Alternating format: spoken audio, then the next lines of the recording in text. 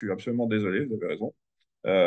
Bon, je ne vais pas revenir sur le titre. En gros, on a vu ici un point global sur le stock picking. On a vu ici la définition du stock picking.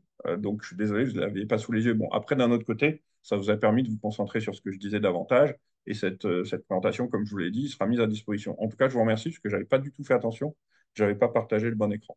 Donc là, on avait parlé des quatre étapes principales, d'accord, qu'on a par la suite abordées en détail. Donc, la première étape, c'était essayer de déterminer si la tendance globale est facilement identifiable. Et je vous ai dit qu'avec un certain nombre d'années d'expérience, on pouvait normalement très rapidement essayer d'identifier une tendance. Ce qui ne veut pas dire qu'on peut analyser tous les graphiques facilement, sinon ça serait un peu trop, évidemment, ce serait un peu trop facile. Et ensuite, avec des habitudes de lecture, voir quelles sont les configurations qui sont présentes pour voir si on ne peut pas justement jouer ces configurations-là dans un sens ou dans l'autre. Le deuxième point, c'était de discerner la position actuelle des cours. Et comme je vous le disais, je répète, c'est pas grave. Donc, quand on est en face d'un graphique, on a trois cas de figure, d'accord? Soit on est dans une tendance, qu'elle soit haussière ou baissière, et ça, on peut tout à fait l'observer assez facilement, comme je vous l'ai dit, sur des graphiques comme le luxe ou les grosses valeurs américaines qui sont très haussiers, ou des valeurs plus faibles, comme je sais pas, Air France, par exemple, ou Atos, etc., qui, eux, sont dans des configurations baissières. Ensuite, est-ce que les cours sont au cœur d'une phase de consolidation? C'est-à-dire qu'ils sont en train de marquer une pause avant de repartir dans le bon sens, ou enfin, est-ce qu'ils sont dans le flou? Et ça, je ne reviens pas dessus parce que je vous l'ai dit, même si vous n'avez pas la slide. Alors là, voilà, maintenant, on en est là. On a vu les points qu'on va aborder en zoom juste après, c'est-à-dire Fibonacci, les supports, les résistances, les figures chartistes et enfin un tout petit peu d'Elliott.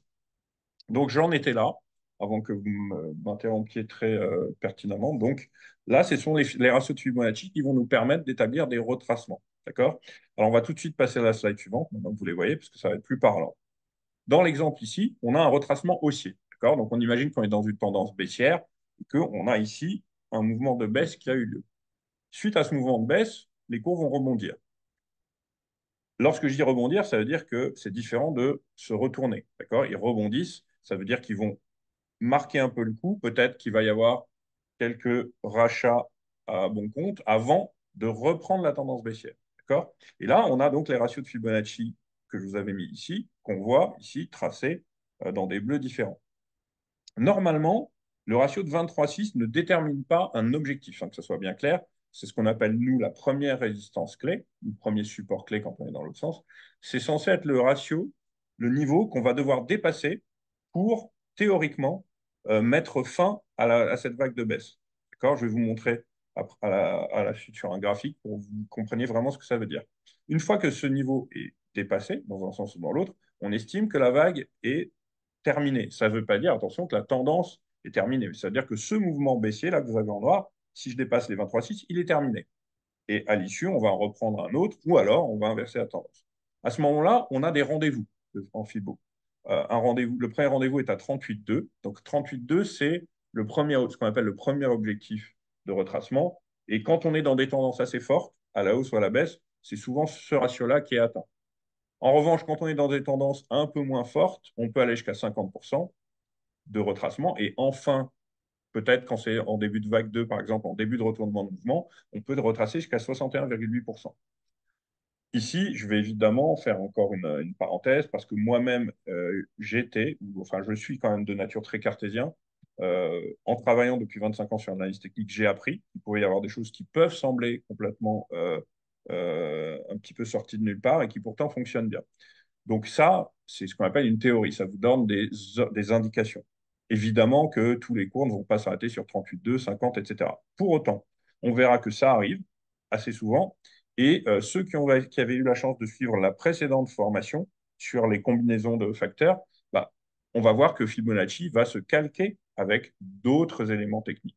D'accord? Donc, par exemple, si à un moment, vous êtes en train de rebondir et que vous arrivez sur une résistance, je ne sais pas, de canal, un overlap, et que cette résistance correspond à 50%, ben, ça va vous donner deux indications que cette résistance va peut-être effectivement fonctionner. Après les retracements de Fibonacci, il y a ce qu'on appelle les extensions ou les projections. C'est la même chose. Donc, les extensions vont permettre de déterminer des objectifs de cours après une correction dans un marché de la tendance haussière ou après un rebond dans un marché en tendance baissière. De la même façon, sur le slide suivant, on va voir exactement la même chose que sur les retracements. Cette fois, les ratios, toujours exprimés en pourcentage, sont les suivants. On retrouve de toute façon euh, le nombre d'or et les mêmes ratios de Fibonacci qu'on avait dans l'autre sens. Donc le premier ratio est 61,8. D'accord? Donc on estime, allez, à peu près 62%, mais on estime que lorsqu'on projette une nouvelle vague, elle est censée répertorier au moins 61,8% de la précédente. Par la suite, on va être à 100%. Alors 100%, nous, c'est ce qu'on appelle le swing move, comme on va voir tout à l'heure. C'est vraiment la projection la plus forte, celle qu'on utilise le plus souvent et qui a lieu le plus souvent. Par la suite, si on continue d'aller dans le bon sens, on va regarder les ratios suivants, 138,2, 161,8, 200, etc. Alors vous pouvez me dire que parfois 200, 261,8, voire 400, 461,8, ça peut paraître être des ratios vraiment extrêmement importants. Bah, je peux vous dire que si on regarde, et peut-être que tout à l'heure on regardera des graphiques comme celui du Nasdaq, du S&P, par exemple, bah, on verra qu'il y a parfois des vagues qui ont été reproduites à plus de 400% dans les mouvements suivants. Donc, quand un rebond ou une correction va prendre fin dans une nette tendance, on va par la suite voir un mouvement qui va prendre la relève, qui va atteindre souvent des niveaux plus hauts dans une tendance haussière ou des niveaux plus bas dans une tendance baissière. On va regarder comment calculer ces niveaux de projection. Voilà. Donc ici, on a exactement ce que je vous disais tout à l'heure, c'est-à-dire on a une vague de hausse. D'accord? Ici, après, on a corrigé cette vague de hausse. Dans cette correction, on pouvait utiliser les ratios de Fibonacci qu'on a ici. D'accord? Donc, par exemple, ici, à vue d'œil, on a corrigé 50% de cette vague de hausse. Et puis, les cours repartent à la hausse. Dans ce cas-là, on va commencer à essayer d'envisager des objectifs. Le premier étant à 61,8% de ce mouvement-là. Le suivant étant 100%. D'accord? 100%, ici, appelé le swing move. Donc, c'est l'objectif qui est de loin le plus efficace. Ce qui ne veut pas dire qu'on va s'arrêter sur ce niveau ou celui-là. D'accord? Ça veut dire que ce sont pour nous des rendez-vous minimum ici. Par la suite, si on continue de monter, ben, on a un rendez-vous très fort ici. Et puis, si on continue de monter, etc., etc.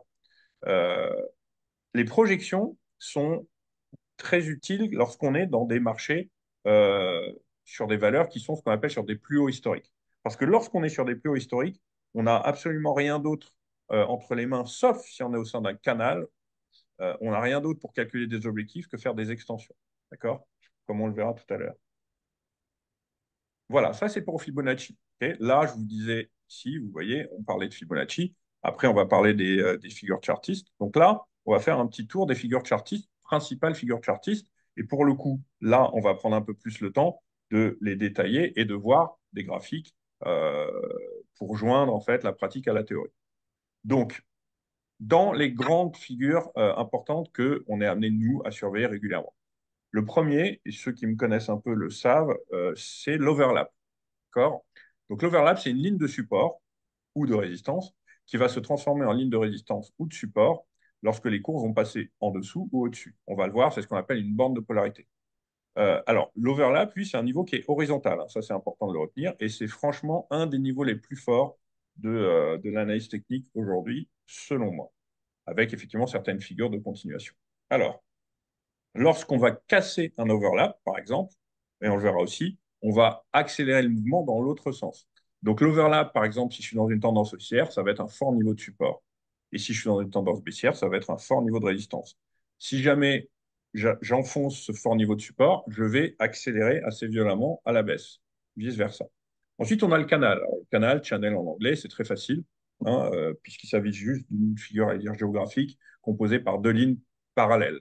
Une ligne de résistance, ou ce qu'on appelle une borne supérieure, et une ligne de support qu'on appelle une borne inférieure.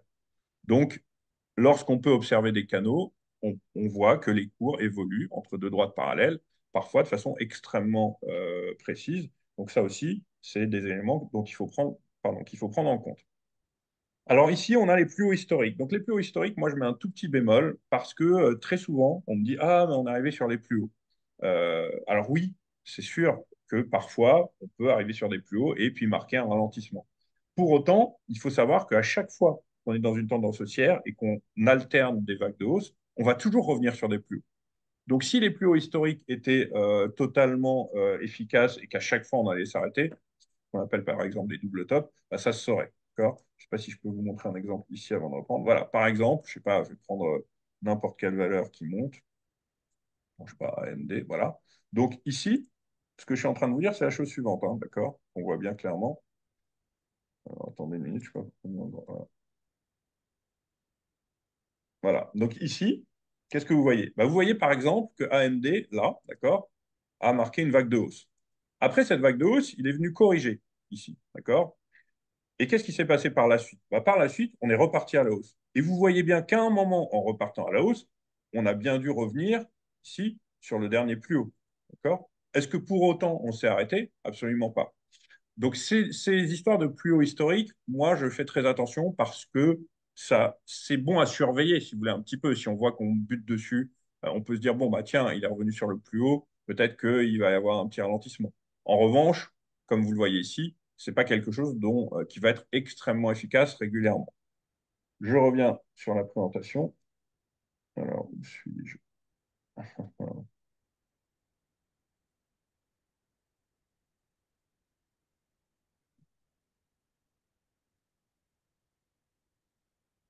C'est sympa. Oui, je suis là. Voilà. Donc, les plus hauts historiques, bémol. Ensuite, on a des figures ce qu'on appelle de continuation, hein, le triangle et le drapeau. Ah, par la suite, on va passer aux figures de retournement. Donc ça, ce sont des figures qui sont extrêmement, extrêmement fortes également. D'accord. Encore une fois, je vais vous les présenter ici relativement rapidement. Il existe une formation sur laquelle on ne fait que des figures de continuation et des figures de retournement, donc qui est un peu plus détaillée. Le triangle, c'est une figure de continuation qui existe sous quatre formes, hein. Un triangle ascendant, descendant, symétrique, ça c'est les trois triangles fermés, ou ce qu'on appelle un triangle en expansion, qui lui est un triangle ouvert. À la sortie donc de cette configuration, les cours vont poursuivre leur mouvement dans le sens qui précédait l'entrée dans le triangle. Donc les triangles, comme les drapeaux, sont des figures de continuation, donc ils ne vont pas inverser la tendance dans laquelle on était, mais au contraire, ils vont la prolonger. Donc le drapeau, flag en version originale, enfin, on va dire en version anglaise, c'est donc également une figure de continuation qui, comme son nom l'indique, va prendre la forme d'un drapeau. Donc, deux petites droites parallèles qui ne vont pas être. Alors en fait, si vous voulez, je vais vous montrer quand même. C'est vrai, Donc, même sur- qui vont former un drapeau. Alors ici, on va prendre un exemple, voilà, qu'importe, et je vais vous montrer. Oups, voilà. Donc un drapeau, que ça soit bien clair, ça va vraiment ressembler à un drapeau. Ça veut dire qu'on va avoir quelque chose qui va, par exemple, ressembler à ça. D'accord? Là, si vous êtes dans une tendance haussière. Donc, qu'est-ce qu'on voit? On voit qu'on a ici le mât du drapeau et le drapeau, mais on verra un exemple concret tout à l'heure, hein. Et pourquoi je vous dis ça? Parce que l'analyse technique, là où elle a aussi des avantages, c'est que la nomenclature des figures correspond véritablement à, à la figure en question. Autrement dit, un drapeau, ça doit à peu près avoir cette tête-là. C'est-à-dire qu'on ne va pas avoir un écart trop important, ni en timing, ni en amplitude. Autrement dit, contre-exemple, là, par exemple, vous n'allez pas me dire que c'est un drapeau. D'accord? Pour moi, voilà, ça, c'est pas ce que j'appelle un drapeau. Et vous le savez très bien. De la même manière, oups, pardon, voilà. De la même manière, ça non plus, ça ne sera pas un drapeau. D'accord? Voilà. Parce que, encore une fois, il faut véritablement que ça ressemble à un drapeau, voilà, un drapeau tout simplement. Alors, ensuite, on a des figures qui sont, elles, de retournement. Donc, elles vont plutôt indiquer un retournement de tendance. On a le biseau, qui est une figure de retournement en fin de mouvement et horizontale, qui va être plus allongée et étroite qu'un triangle. D'accord. Souvent, on confond les biseaux et triangles. Euh, Encore une fois, ce soir, je ne pourrais pas vous donner exactement les moyens de faire la différence parce qu'il faudrait une présentation plus longue. Mais ceux, encore une fois, qui seraient intéressés par suivre d'autres formations pour rentrer plus en détail dans ces choses-là, euh, bah, pourront tout à fait m'en faire part. Et comme je vous l'avais vu, je proposerai moi régulièrement des formations sur des thèmes différents. Donc, à l'issue d'un biseau, les cours vont s'inverser. On rentre dans le biseau à la hausse, on en sort à la baisse. On rentre dans un biseau à la baisse, on en sort à la hausse. De la même manière, toujours dans la figure de retournement, on va avoir l'épaule tête-épaule, qui est assez connue, en tout cas de nom, qui n'est pas pour autant la plus fréquente, contrairement à ce qu'on pense, mais c'est une des plus connues et qui va effectivement dessiner une espèce de figure en épaule, tête-épaule, comme on le verra tout à l'heure, et qui va engendrer un retournement de marché lorsqu'on est à la hausse et lorsqu'on est à la baisse, c'est ce qu'on appelle une épaule tête-épaule inversée qui va également retourner la tendance dans l'autre sens. On a également les double top et double bottom. Bon, ça, comme leur nom indique, là, pour le coup, ça peut de temps en temps rejoindre un plus haut historique. Donc, un double top, c'est on arrive sur un niveau de résistance fort, on repart un peu dans l'autre sens, on revient sur le même niveau. Et à nouveau, on repart sur l'autre sens. Donc, on marque un double top. Inversement, quand on descend, on rebondit sur un niveau, on repart à la baisse et on rebondit à nouveau sur le même niveau. On verra comment appréhender ces niveaux juste après dans des exemples concrets. Enfin, le diamant, qui est lui encore plus rare que l'épaule tête-épaule. Pour autant, on peut en trouver, comme vous le verrez. Et c'est également une figure de retournement. Et je vous donnerai une petite astuce après pour les figures de retournement en général.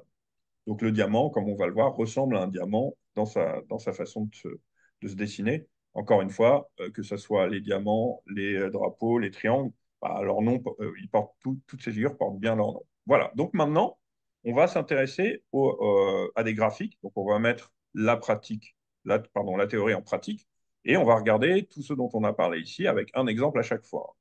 Peut-être que je vous en montrerai d'autres à la fin si on a le temps.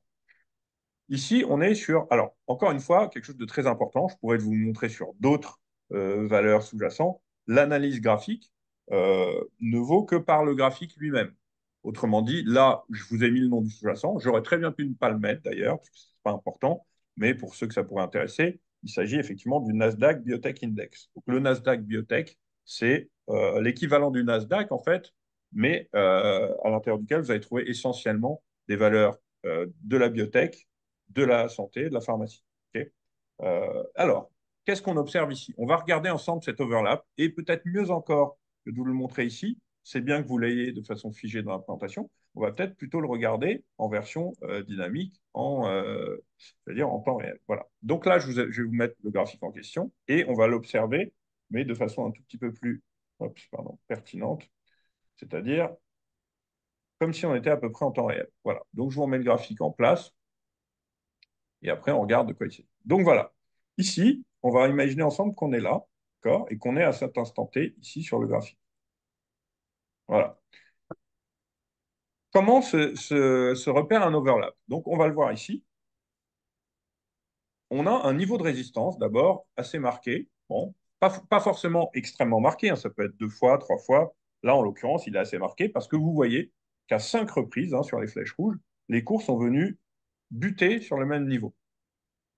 Par la suite, ils finissent par s'affranchir du niveau en question, vous voyez bien ici sur ces bougies-là, et donc repasse au-dessus d'un niveau fort. Qu'est-ce qui va se passer à ce moment-là? Il va se passer plusieurs choses. La première, c'est que, comme je vous l'ai dit, on repère une résistance importante, on casse cette résistance, donc derrière, on est censé avoir un potentiel de hausse assez intéressant. Bon. On voit qu'on a eu un premier rebond, puis un deuxième rebond, on le verra par la suite. Lorsque les cours se mettent à corriger, après avoir dépassé ce niveau, qu'est-ce qui se passe? Eh bien, vous voyez qu'ils viennent rebondir de façon assez scrupuleuse exactement sur ce niveau. Donc ce niveau qui ici, ok, faisait office, on va dire là, de résistance, voilà, une fois qu'il a été dépassé, va par la suite faire office de support. Et regardez comment ça fonctionne quand même bien. J'aurais pu vous montrer un autre overlap sur le CAC 40, parce que je sais que le CAC 40 vous intéresse davantage, mais qu'importe, ça fonctionne de la même façon. À la fin, si on a le temps, peut-être que je vous montrerai, mais il est déjà 7h30. Donc ici, vous voyez que les cours viennent à chaque fois, là où je vous ai mis des flèches vertes, rebondir quasiment okay, sur le niveau d'overlap ici. Donc on voit bien ce qu'on appelle la borne de polarité. C'est quoi la borne de polarité? Bah, on trace une droite et puis avant qu'on ait dépassé la droite, elle sert de résistance. Après qu'on l'a dépassée, elle vient servir de support. Et vous voyez quand même le nombre de flèches vertes qu'il y a. Et même parfois, hein, ce qui est assez intéressant, c'est de voir que ici, de là à là, on a confirmer la théorie de dos, c'est-à-dire qu'on avait des plus hauts de plus en plus hauts. Et malgré tout, donc à chaque fois que vous avez des plus hauts de plus en plus hauts, forcément, pour revenir sur le même niveau, vous allez devoir marquer des consolidations plus violentes. Okay. Ici, je monte jusqu'ici, donc je dois redescendre de la même amplitude. Après, je remonte plus haut, donc je dois redescendre de la même amplitude. Après, je remonte encore plus haut et je redescends de la même amplitude à chaque fois. Par la suite, jusqu'ici, la théorie de dos s'est inversée par la suite. Mais vous voyez, encore une fois, ça c'est quand même assez marquant, que malgré le pourcentage de baisse qu'il fallait avoir ici pour revenir sur le même niveau, eh bien, à nouveau, on a rebondi sur ce même niveau. Alors ça, c'est intéressant. Pourquoi aussi? Parce que dans du concret. Alors, dans du concret, c'est quoi? Ça veut dire qu'une fois qu'on a dépassé ici, dès qu'on revient sur ce niveau et qu'on se met à rebondir, attention, hein, ne jamais intervenir sur le niveau en question, attendre le rebond pour confirmer que le niveau fonctionne. Bah, dès qu'on rebondit sur ce niveau, on peut initier une position d'achat. D'accord? Après, quand on revient, bon, évidemment, au bout d'un moment, on va revendre cette position quand on commence à corriger. Et rebelote, à chaque fois qu'on rebondit sur ce niveau, on peut initier des positions d'achat. Ça peut également être utile parce que parfois, par exemple, imaginez qu'on soit là, exactement à cet instant-là, bah, je peux vous dire que techniquement, quand on a une baisse aussi, une chute aussi violente que ça, si on n'avait pas cette indication d'overlap, bah, on aurait plutôt un peu peur et on se dirait que les cours sont en train de repartir à la baisse. Pour autant, si on fait confiance à notre overlap, on voit que ça n'a pas été le cas à deux reprises. Et ici, c'est très bien qu'on ait cet exemple-là. Pourquoi? Parce que qu'est-ce que je vous ai dit tout à l'heure? Je vous ai dit que lorsque vous repérez des niveaux techniques forts, comme on en a un ici, euh, le jour où le niveau cède, bah, vous allez avoir une accélération assez importante qui va vous permettre, vous, éventuellement, à ce moment-là, de vous positionner dans l'autre sens. Autrement dit, par exemple, sur cet indice, via un put qui pourrait vous permettre de jouer l'accélération baissière. Et vous voyez effectivement qu'à la rupture de l'overlap, on a eu une réaction baissière assez violente. Et c'est-à-dire qu'on n'a pas eu un petit mouvement comme celui-là. On aurait pu casser le niveau ici, voilà, et repartir tout de suite à la hausse. Alors évidemment, hein, je ne vous dis pas que ça n'arrive jamais. C'est ce qu'on appelle, comme je l'ai dit tout à l'heure, le bear trap. C'est-à-dire qu'on pensait qu'on allait repartir à la baisse, mais on est tout de suite reparti à la hausse. 8, 9 fois sur 10, comme je vous l'ai dit, lorsqu'on casse un niveau comme ça fort, vous allez marquer une accélération dans l'autre sens. Par la suite, on voit qu'à nouveau, les cours sont venus s'appuyer sur ce même niveau, une fois qu'ils sont repassés au-dessus. Donc cet overlap fonctionne toujours jusqu'ici. Et puis, à partir du moment, là aussi, vous avez un rebond, à partir du moment où vous avez ça, c'est-à-dire un faux signal, passe en dessous, hop, on repart au-dessus, bah, vous commencez à vous dire que l'overlap, vous avez pu l'utiliser à partir d'ici jusqu'ici, donc quand même pendant, allez, 2017, 2019, pendant 2 ans, quasiment, jouer le même niveau, et puis au bout de 2 ans, bah voilà, ce niveau est devenu caduque, évidemment, il ne va pas marcher ad vitam aeternam. Donc ça, c'était l'exemple de l'overlap. On va continuer. Et si j'ai le temps, là, je ne sais pas, hein, j'ai un doute, mais si j'ai le temps à la fin, peut-être que je reviendrai en détail sur certains exemples. Alors, ici, je vous ai parlé par la suite d'un canal. D'accord?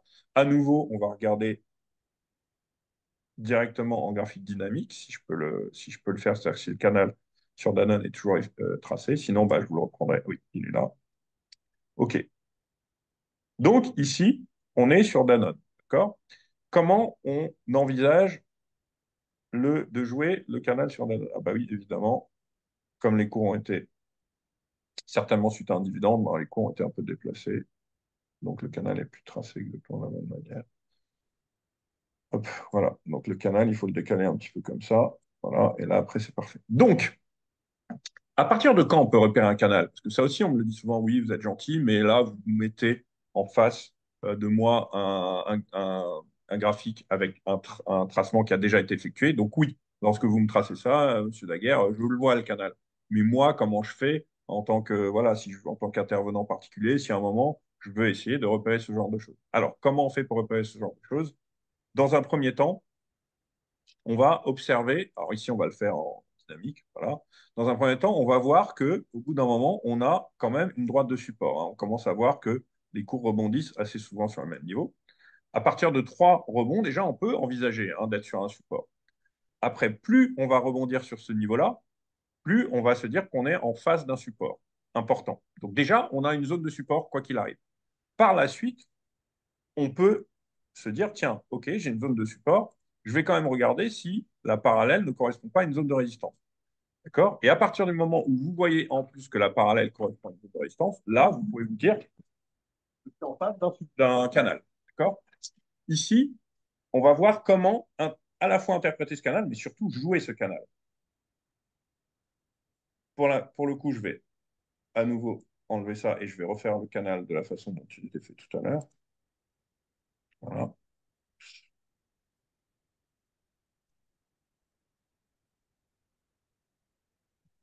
Voilà. Donc ici, on a à peu près notre canal qui est voilà, dessiné ici.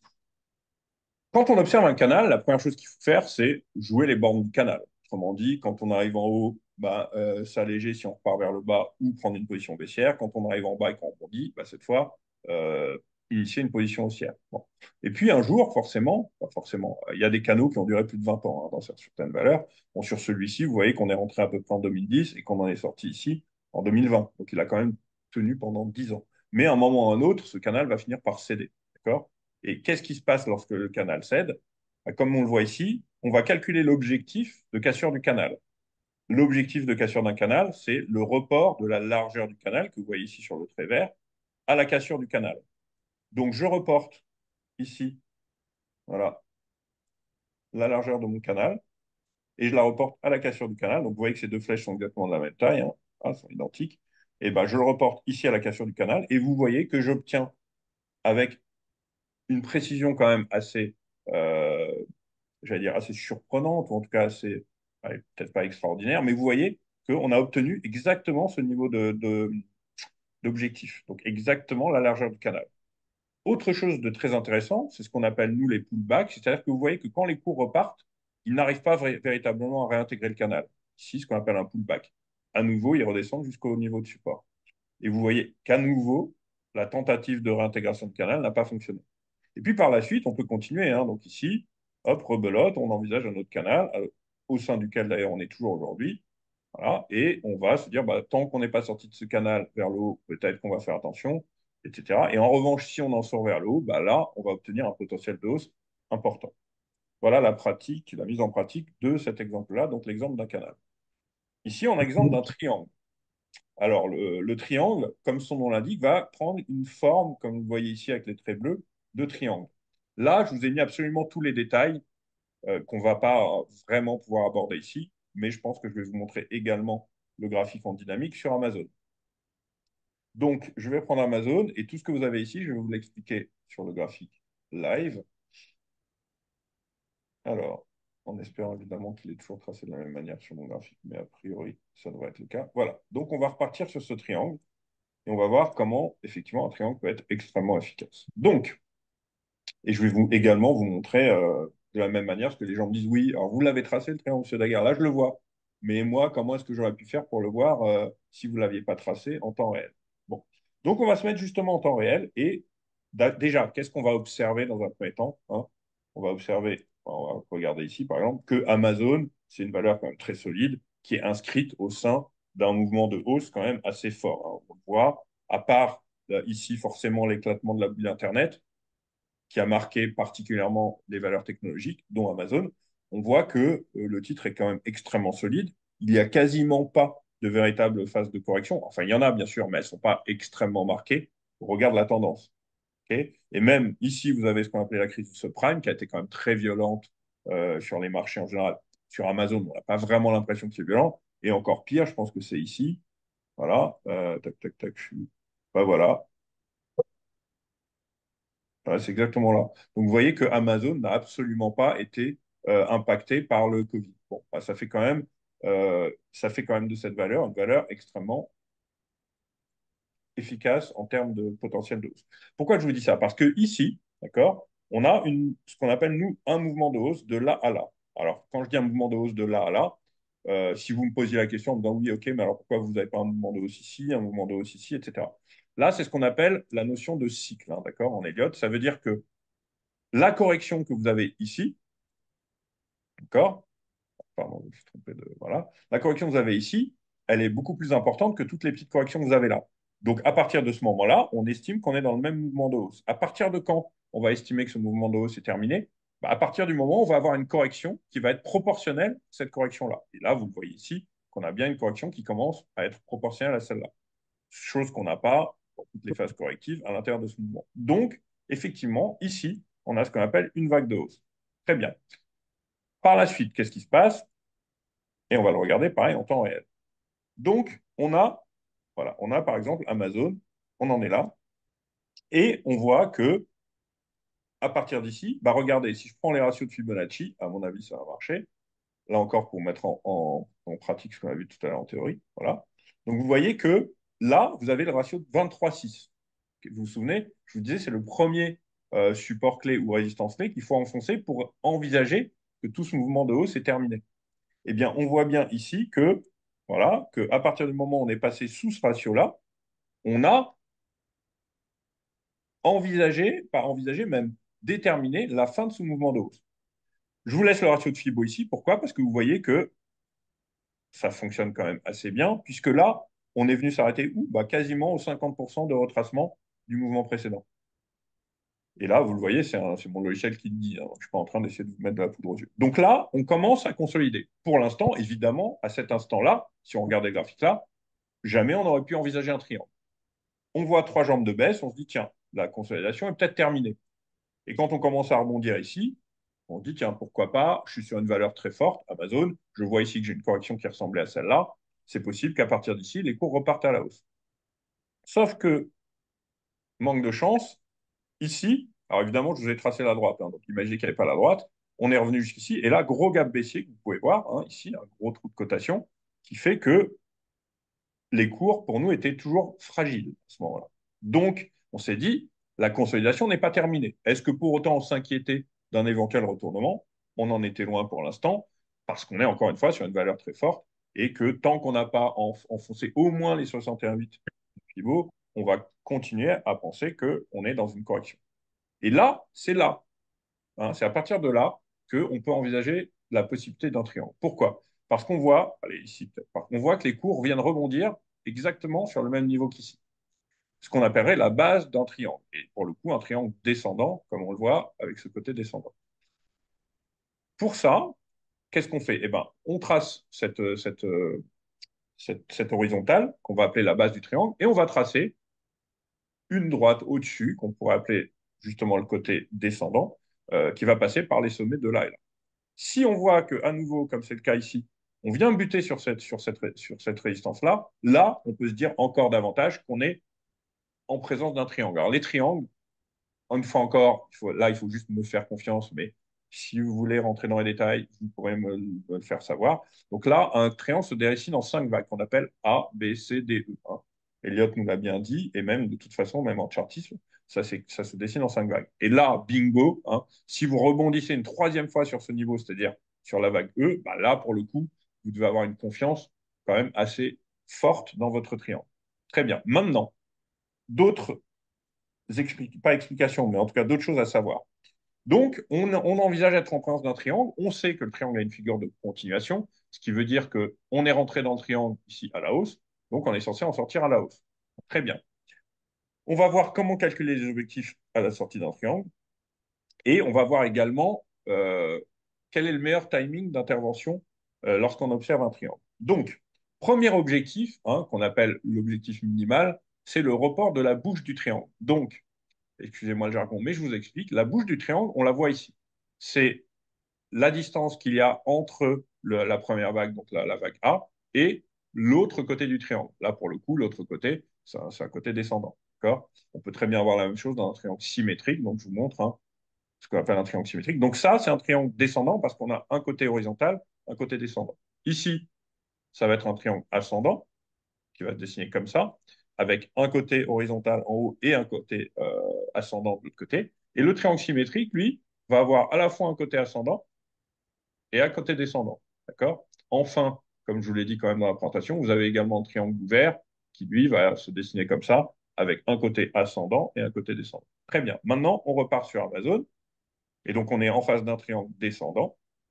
Et une fois qu'on a cassé donc on a franchi le triangle à la hausse, on va d'abord reporter la bouche du triangle à la cassure. Attention, hein, à la cassure ici. Ça, c'est comme sur le canal, en fait. Comme si vous preniez la largeur du canal, que vous le reportiez à la cassure.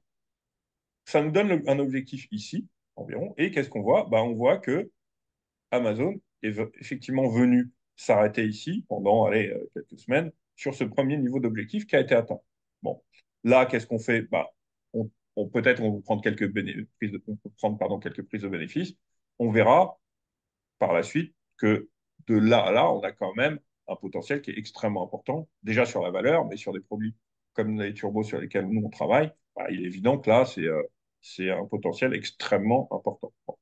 Ensuite, dans un deuxième temps, et c'est là que je vais attirer encore plus votre attention, dans un second temps, une fois qu'on a atteint ce premier objectif théorique, l'objectif suivant se calcule de la façon suivante. Vous prenez toute l'amplitude de la vague de hausse précédente, et cette fois, vous allez la reporter sur la base inférieure du triangle. Donc, je vais ici encore utiliser mon logiciel pour que vous voyez à quel point ce n'est pas de la triche. Donc, je le reporte ici sur la base du triangle, d'accord?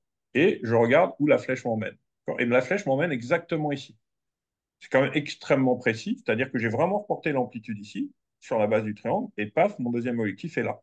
Alors là, la flèche va plus loin, mais ce qui comptait, c'était de me donner le niveau, hein. On s'en fiche hein, qu'elle soit allée plus loin. Si je l'avais tracé ici, en gros, elle me donne un objectif sur ce niveau-là. Là, je vous mets le haut de la flèche. Vous voyez, ça correspond exactement à cette zone de résistance qui a par la suite marqué une phase de consolidation importante. Et je peux vous dire que lorsque vous êtes ici, d'accord, et que vous voyez que vous cassez le triangle, bah, dire à quelqu'un, je vais reporter toute cette vague de hausse, c'est-à-dire que je vais, voilà, je suis sur Amazon ici, bon, je suis sorti du triangle, donc je suis à 16,38 et je vais avoir un objectif à 34,30. Donc c'est quasiment 100% de hausse. C'est encore une fois la théorie qui est mise en pratique et la pratique qui est quand même extrêmement pertinente. Dernière chose que je vais vous montrer sur cet exemple, parce que parfois on me pose la question. On me dit, OK, imaginez que j'arrive à observer un triangle ou que j'ai eu vent d'un triangle parce que j'ai vu sur un graphique, sur un site d'un analyste qui avait dessiné un triangle. Très bien. Comment je fais moi pour profiter de ce triangle? Là, il y a trois façons d'en profiter et je vais vous parler des trois qui vont chacune correspondre à un profil d'investisseur. Il y a le profil agressif, ce qu'on appelle agressif. Il correspond un petit peu à mon profil d'ailleurs. Le profil agressif, c'est quoi? Ben, c'est quelqu'un qui va intervenir à l'intérieur même du triangle. Avantage, inconvénient. Avantage, c'est que en termes de timing, vous allez être certainement dans le meilleur timing. Autrement dit, vous allez acheter au meilleur prix. Inconvénient, c'est que l'analyse technique, c'est absolument pas magique, et ce n'est pas parce qu'un triangle est censé être une figure de continuation qu'il va être une figure de continuation à chaque fois. D'accord? Donc rien n'aurait empêché Amazon de buter ici et repartir à la baisse. Deuxième profil, le type un peu plus modéré. Donc le profil un peu plus modéré, il va faire quoi? Il va attendre qu'on casse le triangle et une fois qu'on est sorti, va se positionner à l'achat. Avantage, inconvénient. Avantage, il aura un tout petit peu plus de confiance et un petit peu plus aussi de probabilité de réussite du scénario parce que contrairement à l'agressif, il aura attendu la validation de la figure. Inconvénient, forcément, il va acheter plus cher que l'agressif qui lui aura acheté avant, voire bien avant. Autre, autre désavantage, c'est que dans ce cas de figure, sur Amazon, enfin, il y a un autre désavantage, c'est qu'on a ouvert en gap ici de 12%. Hein. On se souvient, ça veut dire quoi? Ça veut dire que vous n'auriez pas pu acheter juste à la cassure du triangle hein, qui aurait eu lieu ici, puisque les cours ont ouvert ici. Ça veut dire que vous auriez été obligé d'acheter là. Et donc, vous auriez acheté 12% plus cher que l'agressif. Okay. Attention, hein, je ne suis pas en train de vous dire que le profil agressif est le mieux. Là, dans ce cas de figure, c'est le profil agressif qui aurait été le mieux. Bon. Ensuite, le profil sécuritaire, après le profil modéré. Alors, le profil sécuritaire, lui, il attend à la fois la cassure du triangle, mais également ce qu'on appelle le pullback, c'est-à-dire qu'il attend qu'on revienne tester ici la borne du triangle avant de repartir à la hausse.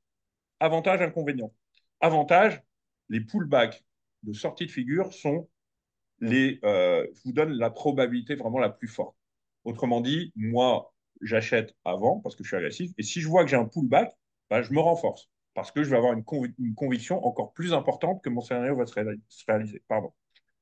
Désavantage, bah, comme le profil modéré, il va acheter un peu plus cher. Pour autant, il va acheter moins cher que le modéré. Inconvénient, bah, comme c'est le cas ici, l'inconvénient, c'est que parfois, vous n'avez pas de pullback. Ça arrive hein, qu'il y ait des pullbacks sur des figures des chartistes. Mais là, pour le coup, il n'y a pas eu de pullback. Ça veut dire que le profil sécuritaire ne serait pas entré en position. Voilà, ça aussi, je voulais attirer votre attention là-dessus. On va continuer à avancer parce qu'il est bientôt 8 heures. Donc ensuite, on a parlé du drapeau. D'accord? Donc là, on a un exemple sur Tesla. Donc vous avez ici une première vague de hausse, un drapeau ABC, vous voyez bien le drapeau, hein, vous voyez le mât du drapeau, le drapeau ici, la sortie du drapeau, d'accord, et l'accélération haussière. Donc figure de continuation, ça veut dire hausse, consolidation, hausse. On reporte le mât du drapeau sur la borne inférieure du drapeau, et là on obtient un objectif qui arrive ici, autour de là, mais en plus, combinaison de facteurs, non seulement on a l'objectif qui est donné par la sortie du drapeau, c'est-à-dire projection du mât sur le côté inférieur du drapeau. Et en plus, on a observé ici une droite de résistance, vous voyez, qui passait par les trois sommets ici, et qui, comme par hasard, venait également correspondre à la projection du drapeau. Donc, projection du drapeau ici, plus droite de résistance ici, vous aviez un niveau très, très fort technique. Hein, okay, un niveau sur lequel vous pouvez avoir une conviction quand même extrêmement importante. D'accord. Rien ne vous aurait empêché également, comme on l'a fait, de jouer l'intérieur du drapeau. C'est-à-dire quand on rebondit ici, Bon, vous dites, bon, bah, je vais remonter au moins jusqu'au haut du drapeau.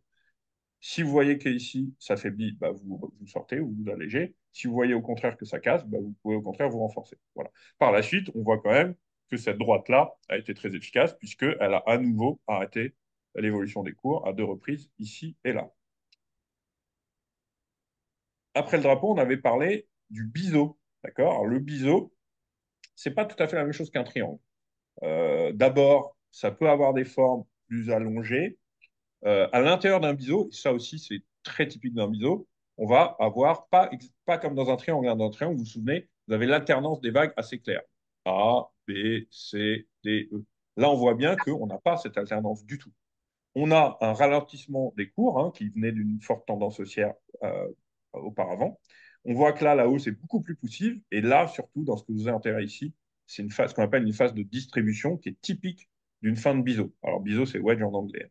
Ça veut dire qu'on voit bien ici hein, que les cours sont de plus en plus faibles, qu'ils ont de plus en plus de mal à marquer un momentum haussier, d'accord, et qui finissent ici par céder. Moi, je donne une image un petit peu voilà, qui n'est pas un moyen néotechnique, mais que j'ai souvent dans la tête. C'est que c'est-à-dire là, j'imagine qu'il y a, je sais pas, une équipe de mineurs, je sais pas, avec des pioches, qui essayent de vouloir casser cette zone pour aller pouvoir descendre plus bas. Bah, ils tapent une fois, deux fois, trois fois. Puis là, ils se mettent à taper de plus en plus, d'accord, de plus en plus vite, de plus en plus souvent. Et puis finalement, ils réussissent à faire un trou. Et puis finalement, ils s'échappent vers le bas. Et on va reporter l'amplitude ici à l'entrée du biseau, à la cassure du biseau, et on obtient un objectif qui nous amène ici. Et non seulement on obtient un objectif baissier ici, mais on voit aussi que la figure de retournement a bien fonctionné, puisque après une longue phase de hausse, hein, là on ne voit pas toute la phase de hausse, mais elle avait démarré en 2003, ben, on voit bien que les cours sont repartis complètement dans une phase de baisse. Donc figure de retournement. Ici, vous avez l'épaule tête-épaule.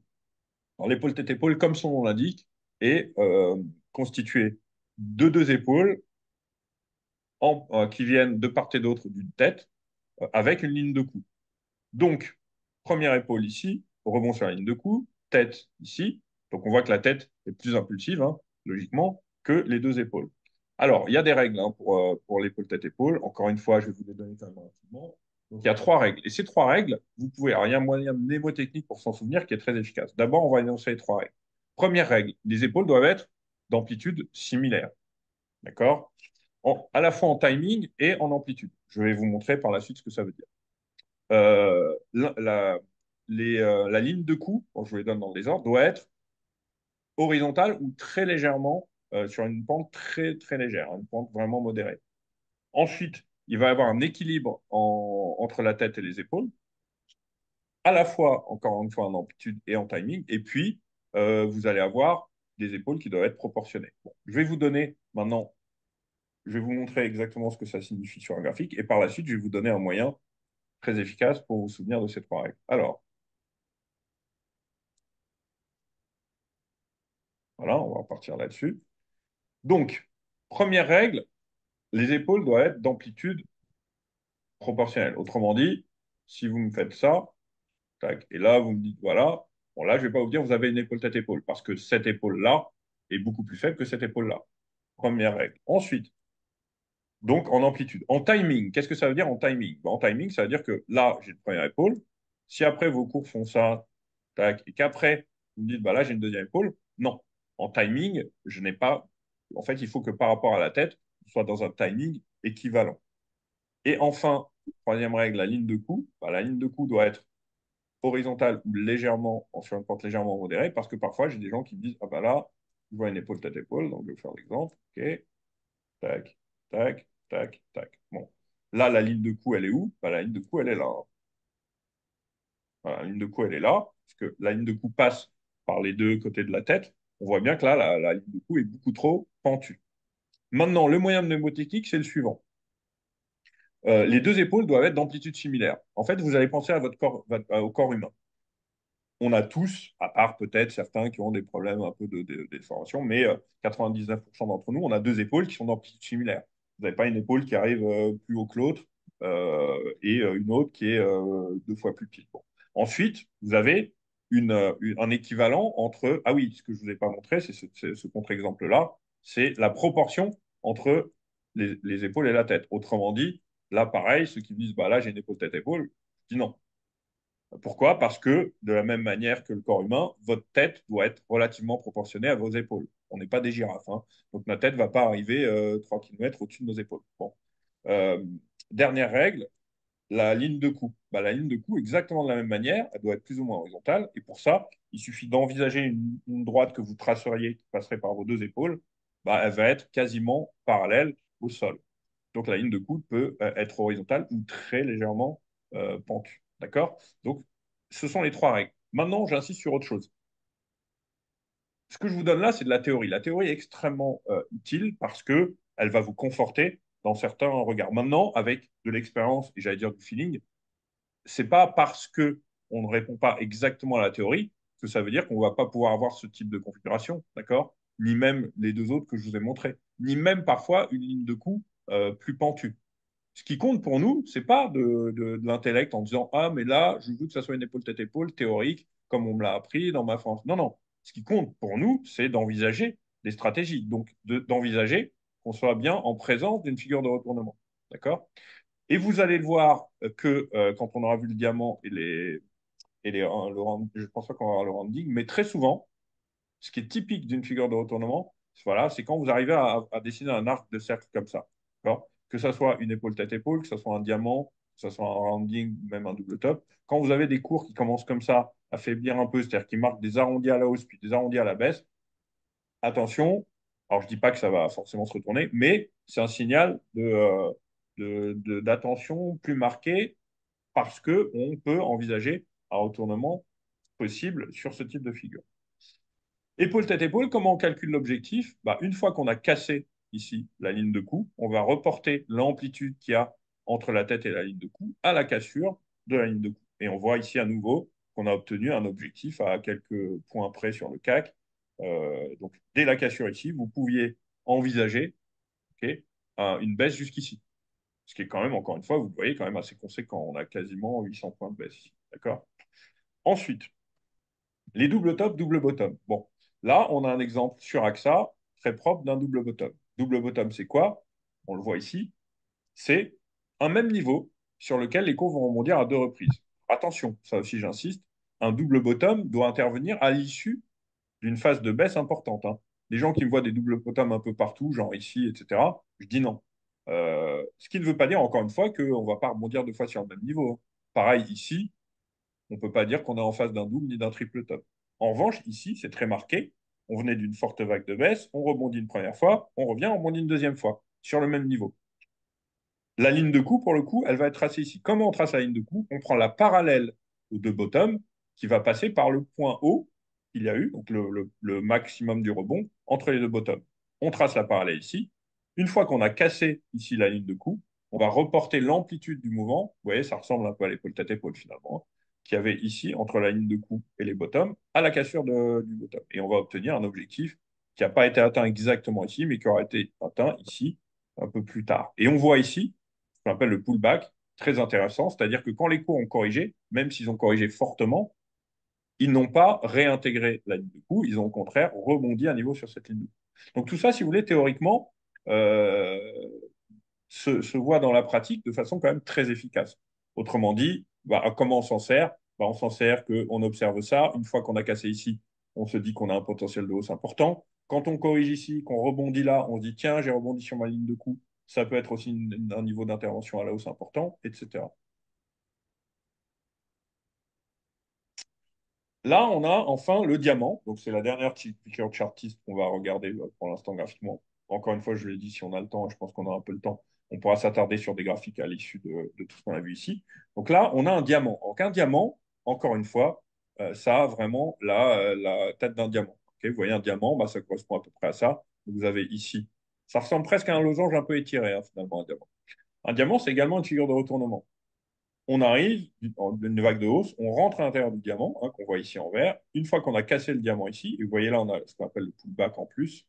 Je vous parlais tout à l'heure du profil sécuritaire. Bah, le profil sécuritaire, il attend la cassure du diamant et il attend qu'on vienne sur le pullback avant de se positionner. D'accord?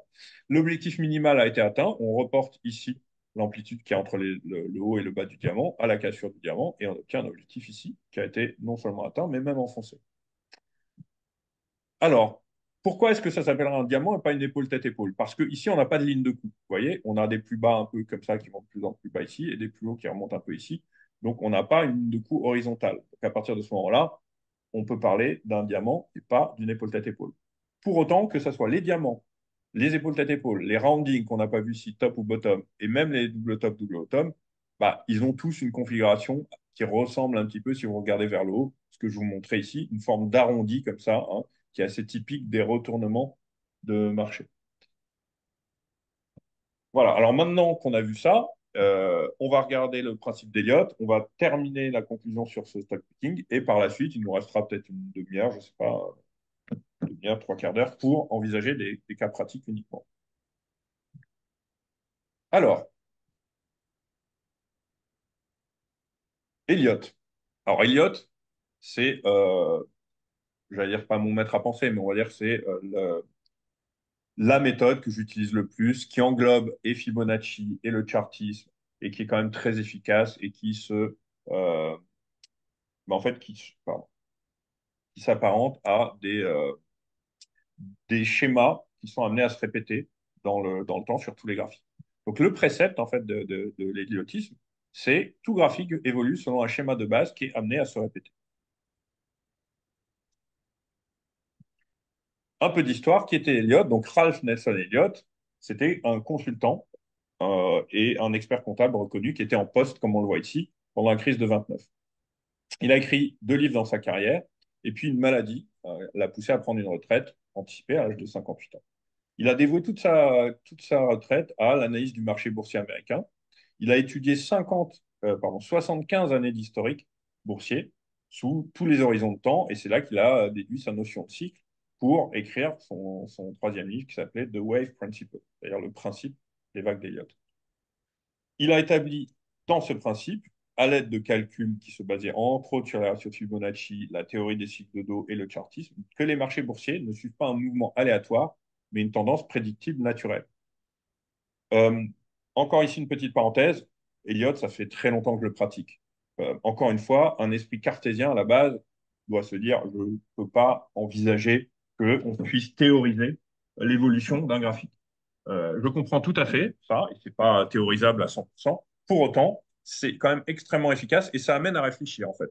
Ça amène à réfléchir à comment ce génie, hein, finalement, a réussi il y a maintenant un siècle à mettre en place une théorie qui peut encore fonctionner un siècle après, malgré l'invention des indicateurs, de l'évolution exponentielle des, euh, des possibilités mathématiques, etc. Donc, comment a fonctionné Elliott? J'allais dire, comment est-ce qu'il a euh, mis en pratique son approche graphique? Comment est-ce qu'il peut l'expliquer d'un point de vue autre que typiquement graphique? Donc, le principe des vagues dit la chose suivante. Chaque décision de marché est à la fois le résultat d'informations significatives, comme on va le voir, et la source d'une information signifiante. Chaque transaction, bien qu'ayant fait office de conséquence, d'accord? Parce qu'une transaction, c'est souvent une conséquence de quelque chose, euh, entre dans la fabrication du marché et en fournissant une nouvelle information au marché, devient à son tour la cause de l'action d'autres intervenants. On va simplifier un peu ce langage et on va regarder ici. On va avoir une information significative. Je ne sais pas, moi, je vous donne un exemple. Bon, un Covid, c'est un peu marqué, mais les mauvais résultats sur une entreprise, etc. Suite à cette information significative, il va y avoir une intervention signifiante. Ça veut dire que, une mauvaise nouvelle sur des résultats d'entreprise, ben, les gens vont se mettre à vendre. D'accord. Ils vont d'abord donc intervenir de façon signifiante, c'est-à-dire qu'ils vont créer du volume, de la volatilité. Alors qu'avant, peut-être qu'ils hésitaient un petit peu à intervenir. Et donc, ils vont faire des transactions, c'est-à-dire qu'ils vont se mettre à vendre la valeur. À partir du moment où ils vendent la valeur, ils vont donner une autre information significative au marché, c'est-à-dire que la valeur va se mettre à baisser. Quand il y a beaucoup de vendeurs, ben, le titre baisse. Puis d'autres intervenants vont peut-être se dire, ah tiens, on a commencé à une phase de prise de bénéfice, donc je vais peut-être moi aussi venir rejoindre le mouvement et donc accélérer le mouvement. Jusqu'au moment où soit on va carrément décider d'inverser la tendance et les vendeurs vont prendre le dessus, soit à un moment on va se dire, bon bah voilà, là ça a quand même suffisamment baissé, on va peut-être commencer à revenir sur le marché. Donc la boucle rétroactive qui est gouvernée par la nature sociale de l'homme, hein, parce que finalement le marché c'est des hommes, hein, c'est l'intervention d'investisseurs. Donc un marché, si vous enlevez l'homme derrière, il n'y a pas de marché. Donc c'est donc la nature sociale de l'homme qui va engendrer un processus de forme. Elliott s'est extrêmement intéressé à ça, au ce qu'on appelle le comportement de masse, hein, d'accord? Donc, comme ces formes ou configurations se répètent, elles ont une valeur prédictive. Ici, qu'est-ce qu'on a mis dans cette boucle rétroactive? Bah, on a la reconnaissance de la théorie qui est inspirée par les pratiques, et puis le recours aux pratiques qui sont inspirées par la théorie. C'est cette boucle permanente qui nous permet, nous, de l'analyse technique, d'intervenir. Donc, on reconnaît de la théorie, comme on l'a vu tout à l'heure avec des triangles, des drapeaux, etc., qui va nous être inspiré par la pratique. Parce que pour mettre en place cette théorie, Elliott a dû d'abord l'observer sur les marchés. Et après, on va se servir de la pratique, pardon, on va recourir à la pratique, donc intervenir en fonction de la théorie. Là, je vous mets juste le schéma Elliotiste de base. Euh, donc, Elliott a dit qu'on avançait quand on était dans la tendance en 5 temps et qu'on corrigeait en 3 temps. Là encore, je vais vous dire tout de suite, il est évident que ce schéma-là, vous n'allez pas pouvoir le copier-coller sur tous les graphiques en disant, ah bah voilà, hop, hop, c'est bon, Elliott, il m'a montré le... Non, évidemment, vous n'allez pas pouvoir faire ça. En revanche, vous allez voir que les schémas peuvent se répéter. Dans les phases de consolidation, Elliott a décidé arbitrairement, totalement arbitrairement, d'indiquer les phases de tendance par des chiffres et les phases de correction par des lettres. C'est pour ça qu'on a des ABC de correction, on a des triangles qui sont des ABCDE, parce que c'est des phases de correction, et on peut avoir des 1, 2, 3, 4, 5 ou des extensions, 1, 2, 3, 4, 5, 1, 2, 3, 4, 5, etc. Les phases de hausse sont souvent plus claires, plus lisibles. Elles peuvent évidemment être en expansion, comme on l'a vu tout à l'heure. C'est-à-dire qu'on n'est pas obligé de s'arrêter sur 5 vagues, ou alors on va peut-être avoir une vague 5 en extension qui va aller beaucoup plus haut. De la même manière, la correction en ABC, là, elle peut prendre de multiples formes différentes. Elliott a juste donné son schéma de base, hein, d'accord? Mais globalement, il a quand même dit une chose. Il a dit que on avançait en 5 temps et on reculait en 3 temps, hein. C'est un peu, parfois on dit, bah, je fais 2 pas en avant, un pas en arrière, ou 3 pas en avant, 2 pas en arrière. Bah, Elliott, lui, a estimé que le marché faisait 5 pas en avant, 3 pas en arrière, en globalité. Alors, la formation en Elliott, elle est extrêmement intéressante, hein, sauf qu'elle nécessite d'abord beaucoup de temps et peut-être un petit peu aussi d'investissement de votre part parce que, comme je dis, quand je fais des formations comme ça, même auprès de professionnels, bah, il y a beaucoup de choses à intégrer. D'accord? Et parfois, ça peut être un peu fatigant et on a l'impression qu'on a le cerveau qui va exploser. Mais moi, c'est une formation que je vous inviterai pour ceux d'entre vous qui s'y intéressent à essayer de suivre parce que c'est vraiment quelque chose de très surprenant en fait. Et que moi, j'aime la présenter et l'expliquer parce que ça m'arrive souvent d'être même dans des salles de marché, d'avoir des gens au début, je sais pas, par exemple, je vais former un desk de trading et il y a peut-être 10 personnes sur le desk. Et au début, je fais un petit sondage qui croit en AST, qui l'utilise, qui l'utilise moins. Là, vous avez toujours un peu de tout. Ah oui, moi, je l'utilise beaucoup, j'y crois, machin, etc. J'aime bien ci, j'aime bien ça. D'autres, oui, j'aime bien la regarder de temps en temps. Et puis, il y en a qui disent, ah non, moi, j'y crois pas du tout, c'est shit, etc. Bon. Bah, ces gens-là, moi, c'est le plus intéressant pour moi parce qu'à l'issue de la formation, bah, ils viennent me voir en me disant, ah bah oui, je pensais pas, etc. Alors, certains sont complètement convaincus, d'autres changent un peu d'avis, mais Elliott est quelque chose d'extrêmement convaincant. Enfin, le quatrième point dont je vous parlais tout à l'heure, c'est établir son ratio risk-reward. D'accord? Risk-reward en français, ça donne risque-rendement. Donc, c'est quoi le risk-reward? Donc, on appelle le risk-reward le ratio qui va permettre de déterminer, comme son nom l'indique évidemment, quel est le potentiel de gain envisagé en fonction du risque encouru. Il est calculé mathématiquement et simplement en comparant les distances entre le point d'entrée et le ou les objectifs d'un côté et le niveau de stop de l'autre. Donc, on va envisager qu'un risk-reward commence à être correct à partir de 2. D'accord? Donc, on est prêt à perdre 1 pour gagner 2. Et un bon risk-reward à partir de 3. Cette fois, on va être prêt à perdre, pardon, à perdre 1 pour gagner 3. Et enfin, les risk-rewards au-dessus de 4 sont considérés comme de très bons, voire d'excellents risk-rewards. Comment déterminer le risk-reward de son analyse? Bah, on applique simplement la définition ci-dessus, où sont mes objectifs et mon stop par rapport à mon point d'entrée. D'accord? Euh, alors, peut-être pour vous donner un exemple, est-ce que j'ai ma box ici? Non, ne bougez pas, je vais peut-être vous montrer quand même.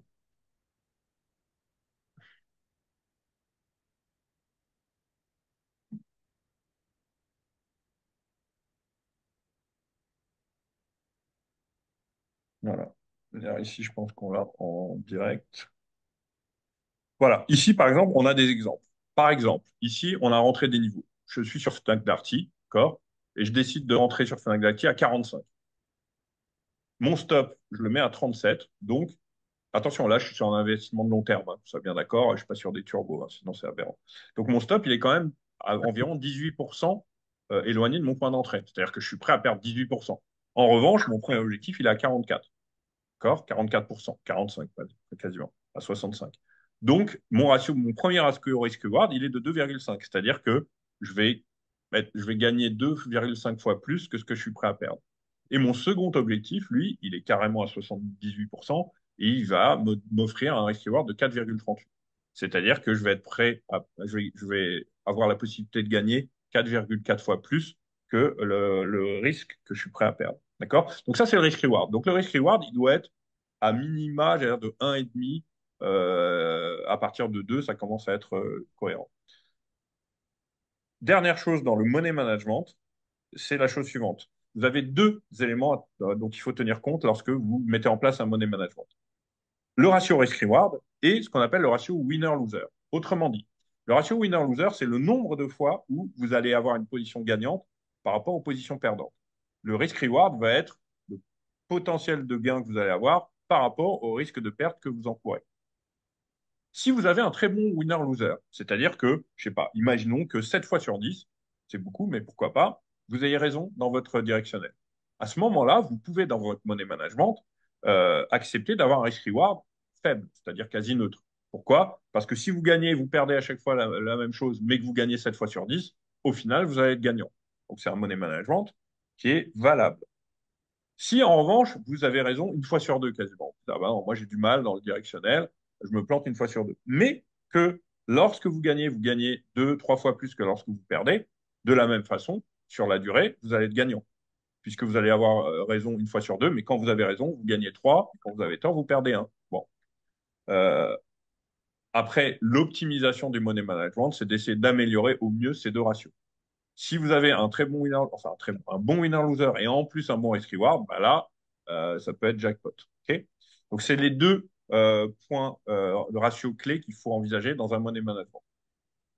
Voilà, donc ça, je vous ai montré la stratégie box. Maintenant, on va faire la conclusion et après cette conclusion, on va nous rester au moins un quart d'heure pour soit répondre à des questions, soit regarder des cas pratiques parce que c'est très souvent les cas pratiques qui sont effectivement les plus parlants. En conclusion, donc en termes d'analyse technique, il existe, comme on l'a vu, diverses méthodologies, hein, tout comme divers indicateurs, etc. On peut en effet donc se spécialiser, comme moi, sur certaines d'entre elles afin d'éviter la confusion. Ça aussi, c'est important pour ceux qui veulent pratiquer l'analyse technique. Trop d'informations tue l'information. Autrement dit, n'allez pas vous dire, moi, je veux faire du chartisme, je veux faire de l'héliotisme, je veux faire des chandeliers japonais, je veux faire du GAN, je veux utiliser tous les indicateurs, RSI, MACD, bande de Bollinger, etc., etc., parce que dans ce cas-là, vous allez vous noyer dans un flot d'informations et vous n'allez plus pouvoir avoir des niveaux clés importants, parce que vous allez avoir un niveau tous les 3 centimes. Bon. Il faut donc épurer son analyse technique, sa vision graphique, à votre façon. Hein. Moi, je l'ai épuré à ma façon avec Elliott, mais peut-être que quelqu'un va dire non, moi, je veux faire du chandelier japonais, essentiellement. Moi, je veux faire de l'Ishimoku, par exemple. Bon. Mais ne pas se disperser trop parce que sinon vous allez forcément vous noyer. En revanche, vous accaparez votre vision technique et puis vous la mettez en pratique. Plus vous la mettez en pratique, plus vous allez réussir à vous l'accaparer et plus certains schémas vont vous en rappeler d'autres. C'est ça aussi l'avantage de la mise en pratique. Aujourd'hui, moi, quand je vois un triangle, je me dis, tiens, ce triangle, il me rappelle tel triangle, etc. Donc, je vais faire confiance. Ensuite, je vous l'ai dit, pas de panacée. Hein. Donc, chaque méthode va avoir des fervents et des détracteurs. En revanche, une chose est absolument certaine, étudier des sous-jacents au cas par cas en essayant de déterminer ce qui présente les meilleures configurations techniques est une façon pertinente d'investir. On va regarder des exemples tout à l'heure. C'est ça d'ailleurs le stock picking. Hein. Le stock picking, c'est quand on est dans une tendance un peu plus incertaine, quand on est dans des marchés haussiers, très haussiers, comme on l'avait en fin d'année 2023, là, pas besoin véritablement de stock picking. Quoique, le stock picking à ce moment-là va intervenir non pas dans savoir quelles valeurs vont monter ou baisser, mais votre stock picking va vous servir à voir dans les valeurs forcément qui vont monter, puisqu'on est dans une tendance haussière, lesquelles présentent un meilleur timing d'intervention, lesquelles présentent le meilleur potentiel de hausse. D'accord. Donc, afin de déceler ces meilleures opportunités d'investissement dans un panel très large, hein, on va avoir une approche en stock picking qui va être un très bon moyen d'envisager ce qu'on appelle, nous, un scanning intéressant et intelligent. Autrement dit, un scanning, c'est observer un ensemble de valeurs et choisir parmi ces valeurs celles qui nous semblent les plus intéressantes. Voilà, donc la présentation là est terminée. On était dans un bon timing. Donc, dans un premier temps, avant de vous montrer quelques exemples, je vais vous demander s'il y a quelques questions à cet instant-là. Ensuite, je vais vous montrer des exemples plus concrets. On va faire exactement comme si on était dans la réalité du marché. Et par la suite, si on a encore le temps, je vous laisserai me poser d'autres questions par rapport à ce qu'on aura vu après théorie. Donc, si vous avez des questions, vous avez deux options, hein. Soit vous le marquez dans le chat, soit vous mettez votre micro en on et vous posez vos questions. Je vais juste regarder où est le chat, parce que là, je ne l'ai pas, pour voir si vous avez écrit à l'intérieur du chat. Alors, tac. Ah oui, vous m'aviez écrit qu'on ne voyait pas les slides, je suis désolé. Donc, si vous avez des questions, vous pouvez les poser soit oralement, soit par écrit. Et si vous n'en avez pas, bah, je vais vous montrer quelques cas pratiques et par la suite, peut-être qu'on va pouvoir donner suite à de nouvelles questions. Donc, on va se mettre complètement dans ce qu'on a dit d'un point de vue théorique. Ok. Par exemple, bah, qu'est-ce qu'on va faire? Bah, on va scanner un peu ensemble le CAC 40, par exemple, à l'instant T. On va essayer de voir sur les valeurs du CAC 40, est-ce que, en termes de stock picking, on pourrait avoir quelque chose d'intéressant. Hop. Voilà. Donc ici, hein, sur mon espace de travail, vous avez ici, donc quand je vais cliquer sur une valeur ici, vous allez avoir la même valeur dans tous ces horizons de temps différents. Ici en daily, ici en ce qu'on appelle en weekly, ici en très long terme, et là en plus court terme. On va regarder le CAC dans l'ordre, on va regarder, puis on va essayer de voir à chaque fois quelles sont les forces en présence. Okay. Qu'est-ce qui pourrait nous donner envie d'acheter ou nous donner envie de vendre une valeur. Donc ici, on est sur accord. Sur accord, qu'est-ce qu'on voit? Bah, sur le daily, on peut se dire qu'on est dans une correction ici, hein, qui n'est pas forcément une figure de retournement. C'est pas tout à fait un drapeau, mais ça peut y ressembler. Donc drapeau, figure de continuation. Hop, hop. Bon, on est un peu large sur le drapeau. Maintenant, on se dit, bah tiens, pourquoi pas? Maintenant, quels sont les hauts là? Le premier, c'est qu'on n'est pas encore sorti de cette droite-là. Donc c'est un peu tendu d'acheter une valeur à l'approche d'une résistance. Autre chose, si je vais sur un horizon de temps plus important, voilà, bah, je vois quand même que ici, j'ai une zone, c'est ce qu'on appelle pour le coup les zones de plus haut historique, et on s'en rapproche ici. Donc ça nous donne quand même deux éléments qui peuvent venir nous dire, bon, prudence sur accord. Bon, bah, on fait du stock picking, donc qu'est-ce qu'on fait? Bon, on passe à la valeur suivante. D'accord. Et là, on arrive sur Air Liquide. Et sur Air Liquide, on va se poser la même question. Est-ce qu'on va avoir les mêmes réponses? On n'est pas sûr. On va voir. D'abord, Air Liquide, on le voit ici, une valeur.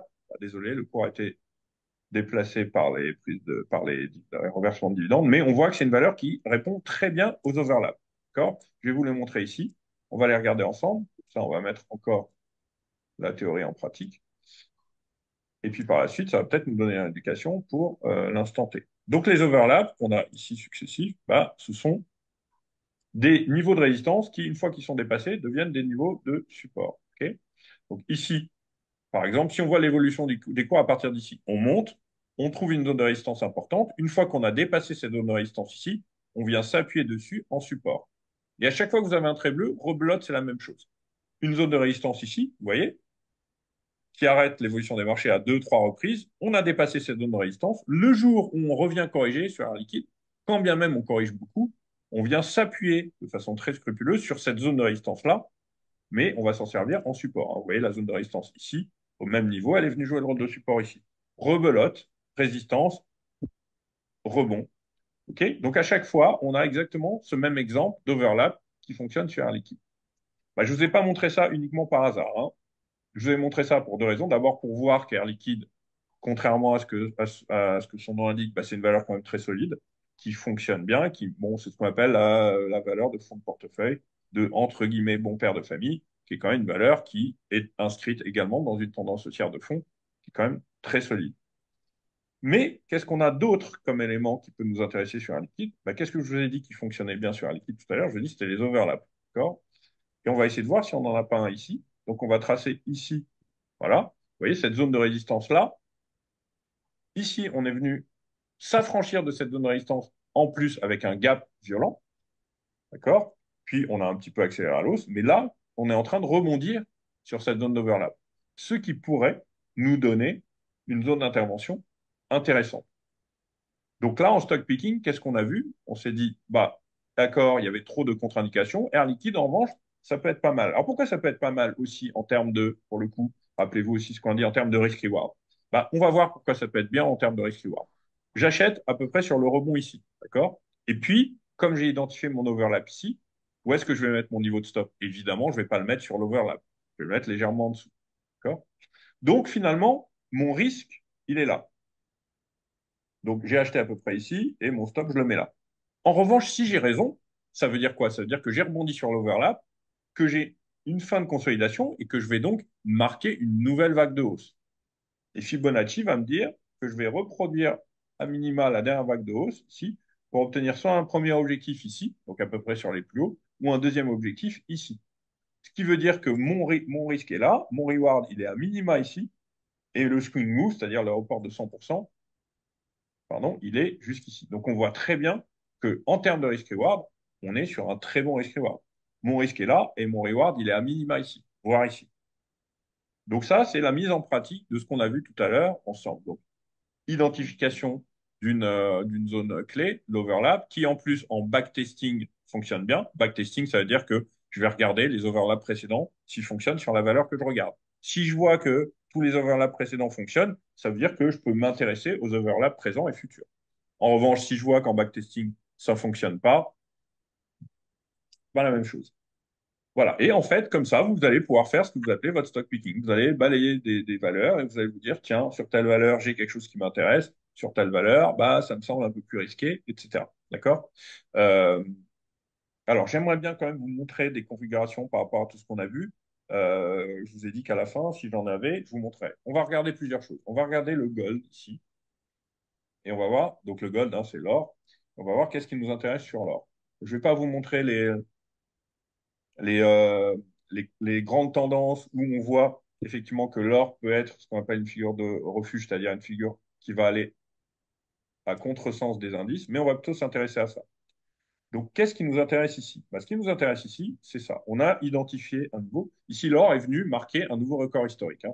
Et puis, il s'est arrêté là, à peu près au niveau des 2080 dollars. Bon. À nouveau, ici, on est venu buter exactement sur le même niveau. D'accord? Quasiment 2 ans plus tard, 1 an et demi. Enfin, oui, 2 ans plus tard. À nouveau, ici, on est venu rebuter sur le même niveau. Et une quatrième fois ici, on est venu buter quasiment sur le même niveau, à l'exception d'un spike. Donc ça, on a identifié une zone de résistance très forte. D'accord? Souvenez-vous de ce que je vous ai dit. Lorsque vous identifiez une zone de résistance très forte, qu'est-ce qui se passe? Ben, vous avez une accélération. Vous voyez comment l'or, une fois qu'il a cassé cette zone, a marqué une accélération très vite vers le haut. Autre élément important, c'est que pour nous, cette cassure-là, qui est quand même une cassure très importante, bah, elle n'a pas atteint, elle n'a pas encore épuisé son potentiel de hausse. Nous, aujourd'hui, on a une vision sur l'or qui est quand même encore très haussière. Et si je reporte ne serait-ce que voilà, ce segment-là ici, j'ai un objectif qui doit arriver à minima autour des 2005, enfin 2006 dollars, d'accord? Donc ça aussi, c'est des éléments qui sont intéressants. Ça veut dire qu'à la cassure ici, initier une position haussière était intelligent parce que on avait cassé une zone de résistance majeure, hein, d'accord? Donc ça, c'est un exemple qu'on peut voir sur l'or. Autre chose, pas sur l'or, que je vais vous montrer. Je vais vous montrer plusieurs choses sur le pétrole et sur le CAC. D'abord, on va regarder le pétrole, par exemple. Parce que là encore, on a des choses qui sont quand même extrêmement marquantes qu'on va regarder de cette façon-là. OK. Alors, qu'est-ce qu'on voit ici sur le pétrole? Je vais zoomer un peu sur la partie qui va nous intéresser. Voilà.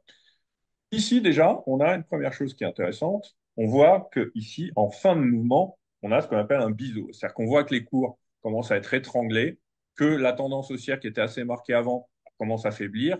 Et comme on le voit ici, hein, exactement ce qu'on avait vu tout à l'heure sur le Nikkei dans notre objectif, pardon, dans la théorie, ici, voilà, pardon, sur le Nikkei dans la pratique, on voit que les cours ici faiblissent de plus en plus. C'est comme un peu comme si vous aviez un marteau, vous essayez d'enfoncer cette zone-là qui vous dérangeait pour après repartir vers le bas. On voit ici quand même que la cassure du ISO, du wedge, a marqué une accélération baissière extrêmement importante, hein. Vous voyez que cette vague de baisse est quand même assez faramineuse. En fait, il n'y a absolument aucun répit de là à là. Vous avez quasiment aucun rebond, même pas quasiment, vous n'avez aucun rebond. Bon, ça, c'est le premier élément intéressant. Autre élément très intéressant, c'est le suivant. On va se mettre encore une fois en conditions réelles. Donc, le pétrole vient de passer de 115 à 45 dollars. Donc, il a perdu 70 dollars en l'espace de juin 2014, ici, janvier 2015, donc en l'espace de 6 mois à peu près, allez, 7-8 mois, tout cassé. C'est quand même énorme, hein. C'est une chute qui est quand même vraiment, vraiment importante et en ligne droite. Et puis à partir de là, il commence à rebondir. D'accord? Première vague de hausse dans le rebond, tac, deuxième vague de hausse dans le rebond, on arrive à 70 dollars quasiment. C'est sûr que les gens qui sont sur le pétrole, et je m'en souviens très bien, ont commencé à me dire euh, oui, là, on est dans une reprise haussière. Pour moi, le pétrole s'est vraiment effondré. C'est pas possible qu'il continue à aller plus bas. Je suis arrivé au moins 70. Paf, à mon avis, ici, on avait un point bas. D'accord? Attention, hein, encore une fois, ce que je vous montre, c'est de la théorie, c'est pas de la magie. C'est-à-dire qu'on aurait très bien pu, effectivement, être sur un point bas là et repartir à la hausse. Sauf que nous, qu'est-ce qu'on s'est dit à l'époque? Je m'en souviens très bien, on s'est dit, attention, pour l'instant, on est toujours au sein d'un drapeau. Hein, d'accord? Ça, c'est un drapeau inversé, hein, vous voyez? Parce qu'on est dans une tendance baissière. Donc, votre mât, il est là, et votre drapeau, il est là. Tant qu'on était dans le drapeau, nous, on restait très prudents. Et d'ailleurs, on l'avait dit, et en toute honnêteté, là, on était en 2015, je ne sais plus, ouais, autour de l'année 2015, bah, je pourrais vous envoyer, pour ceux qui ne me croiraient pas, une vidéo où j'étais passé en plateau, on m'avait posé des questions sur le pétrole, et j'avais dit, attention, pour nous, tant qu'on est dans le drapeau, c'est dangereux, et si jamais on sort du drapeau à la baisse, c'était le cas ici, bah là, ça peut être très, très dangereux. Donc, on est sorti du drapeau à la baisse. Qu'est-ce qu'on a appris, nous? On a appris que lorsqu'on sortait d'un drapeau, on va reporter le mât du drapeau, d'accord, sur le haut du drapeau. Autrement dit, ça voudrait dire qu'ici, voilà, je vais dupliquer, hein, regardez, je duplique. C'est-à-dire qu'en dupliquant, je ne triche pas, hein, je ne peux pas tricher, je prends exactement l'amplitude de ce mouvement-là que je reporte ici sur le haut du drapeau. Bah, regardez ce qu'on fait les cours. Et là, je peux vous dire que lorsque vous avez le pétrole à 70, qui était déjà passé de 115 à 35, et que vous dites à des gens qu'il a peut-être rendez-vous autour de 25-26, bah, les gens vous rayonnez. Bah, regardez ce que j'ai fait là. Voilà. Vous voyez comment l'amplitude de cette vague-là, à la sortie du drapeau, a été répercutée à, allez, 1 dollar près peut-être. Puisqu'après, les cours du pétrole sont venus s'arrêter ici avant de repartir. D'accord? Donc ça vous montre de quelle manière, quand même, on peut avoir une efficacité très importante sur certaines figures chartistes. Et quand je dis très importante, ça veut dire quand même que là, vous donnez une indication très forte. Vous dites à quelqu'un, voilà, on est sorti du drapeau, on est à 60 dollars et on va tomber ici, c'est-à-dire à peu près à 27 dollars. Bon, c'est quand même énorme. Et regardez ensuite hein, ce qui s'est passé ici. Donc là, on était sur un cycle d'un certain niveau. Et là, on va regarder le cycle supérieur. Donc, le cycle supérieur, c'est quoi? C'est qu'au lieu de s'intéresser à ce mouvement-là, de là, ici, et puis après de là à là, on va carrément s'intéresser à tout ce mouvement ici. Hein, d'accord? Toute cette baisse qu'on avait ici. À l'issue de cette baisse, on est rentré à nouveau dans un. Alors, cette fois, c'est plus un canal hein, qu'un drapeau. Mais qu'importe. Dans un premier temps, vous cassez le canal, vous reportez l'amplitude du canal. Donc, ça, c'est le premier objectif ici, à la cassure du canal. D'accord? Et puis après, une fois que cet objectif a été atteint, voilà, ici très largement, bah, vous dites, tiens, on baisse encore. Quel va être mon autre moyen de calculer un objectif? Bah, on va faire le swing move, c'est-à-dire qu'on va reporter l'amplitude de la baisse qu'on avait avant l'entrée dans ce canal sur le haut du canal. Et là, paf, regardez, évidemment, on a une morsure, mais on a un autre objectif qui est donné après celui-là, qui est quand même, encore une fois, nettement plus bas. Voilà, donc ça, c'est deux exemples graphiques mis en application qui sont quand même très efficaces. Et pourquoi ça rentre dans le cadre de stock picking? Parce que si vous regardez plusieurs valeurs et que là, vous voyez que sur le pétrole, vous sortez d'un drapeau, bah là, paf, vous dites, ah bah là, je vais intervenir sur le pétrole. Allez, il est 30, donc je vais vous montrer une dernière chose, un dernier exemple quand même de ce qu'on a vu tout à l'heure mis en pratique, à la suite de quoi je vous laisserai, si vous voulez, me poser quelques questions avant de conclure cette formation. Là, je vais prendre le CAC 40. D'accord? Ce que je vais faire sur le CAC 40, c'est que je vais peut-être essayer de ne pas vous le montrer tout de suite. Donc, je vais prendre mon graphique, je ne vais pas vous le mettre sous les yeux. Voilà, je vais le préparer parce qu'il y en a certains d'entre vous qui sont des tricheurs, j'en suis sûr. Et voilà, et je vais prendre exactement le CAC à partir d'ici. Voilà. Hop, hop, hop. Voilà. Et on va se mettre en pratique ce qu'on a vu tout à l'heure sur le CAC. Voilà, en prenant le CAC dans ce niveau-là. Hop, je vous remets le graphique du CAC sous les yeux. Et on regarde ensemble. Voilà. Donc là, vous voyez, je suis sur le CAC 40. Bon, je suis sur le CAC 40 il y a un certain temps. Hein, on n'est plus, Mais voilà, ici, on observe un, on va dire, un overlap potentiel, pas tout de suite. Qu'est-ce qu'on observe? Comme on l'avait vu tout à l'heure, on observe une zone de résistance, hein, que je vais tracer en rouge, sur les 3600 points. sur lesquels le CAC, après un rebond important, hein, suite à la fameuse crise du subprime, hein, premier point bas en 2009, puis deuxième point bas en 2011, euh, on a une première butée sur ce niveau-là. Très bien. On accélère à la baisse, mais on ne repart pas à la baisse, puisqu'on est toujours au-dessus du bottom qu'on a ici. Et on repart à la hausse. Sauf qu'on vient buter à nouveau sur le même niveau ici. D'accord? Donc là, on commence à se dire, tiens, je suis sur une résistance importante. On consolide un peu, sauf que cette fois, on a plus d'élan et le CAC, cette fois, décide de repartir avec un peu plus d'aplomb et on finit par passer au-dessus de cette zone de résistance. Donc nous, en tant qu'analyste technique, chartistes qui ont un peu l'habitude des graphiques, on se dit, tiens, on est passé au-dessus d'une résistance importante, on va voir si on peut être en présence d'un overlap. Autrement dit, on va prolonger cette résistance et on va se dire, est-ce qu'à partir de maintenant, cette résistance peut jouer le rôle de support? Qu'est-ce qu'on voit? On voit ici qu'on a cassé, hein, à ce niveau-là, la résistance en question. Première petite correction, d'accord, toute petite ici, vous avez là, bah, cette première correction est venue rebondir sur cette ancienne zone pardon, de résistance. Hein, vous le voyez, donc la ligne rouge. Par la suite, on a marqué une nouvelle accélération jusqu'ici. Donc un premier plus haut, correction, un autre plus haut. Et qu'est-ce qui se passe après ce plus haut? On corrige, vous voyez, et où est-ce qu'on rebondit? À nouveau sur ce même niveau, de façon assez précise. Hein. Ici, on tente de repartir plus haut, on n'y arrive pas, on corrige un peu, mais on rebondit à nouveau sur le même niveau. Et par la suite, on marque à nouveau une accélération vers le haut. C'est-à-dire que là, on est en train de respecter la théorie de dos, donc on a des plus hauts de plus en plus haut. Et à chaque fois qu'on corrige un peu, on vient rebondir toujours sur le même overlap. Et de la même façon que ce qu'on a vu tout à l'heure sur le NBI, plus on monte haut, plus il va falloir redescendre bas pour retester le même niveau. Mais on voit quand même de quelle manière c'est quand même extrêmement efficace. Et là, regardez, à nouveau sur ce plus haut-là, on a une phase de correction marquée. Et où est-ce qu'on vient rebondir? À nouveau autour des 3006 sur ce même niveau d'overlap. Ça vous indique quand même que, d'abord, que la théorie en pratique fonctionne quand même bien. Et ça vous indique aussi qu'en termes d'investissement, de money management et tout, bah là, vous avez des niveaux d'intervention qui sont quand même très forts. Et à chaque fois, d'autant plus fort parce que plus vous venez de haut, plus vous savez que la vague de hausse qui va suivre va être encore plus importante puisqu'on va respecter la théorie de dos jusqu'à un certain stade. Okay, et regardez une nouvelle fois, c'est quand même magique, hein, enfin magique. Ici, quand même, on a encore marqué une accélération haussière, hein, puisqu'on a eu un plus haut là, un plus haut là, et puis là, on est venu jusqu'à un plus haut ici. Okay, pardon, voilà. Et regardez, voilà, je vais vous montrer de quelle manière, malgré une nouvelle accélération à la hausse, donc qui va engendrer une nouvelle accélération baissière proportionnelle, regardez comment on revient rebuter exactement sur le même overlap. Alors, pourquoi je vous dis ça? Parce que moi, en tant qu'observateur de graphique régulier, lorsque je vois que le CAC là est passé de 4000, allez, 4000, 4080 à 3006, c'est-à-dire qu'il a perdu quasiment 500 points en ligne droite, quasiment, avec des gaps, etc. Bah là, j'ai un peu peur quand même de me dire, ah, je vais racheter le CAC. C'est quand même un peu plus effrayant que ce qu'on a eu ici ou là.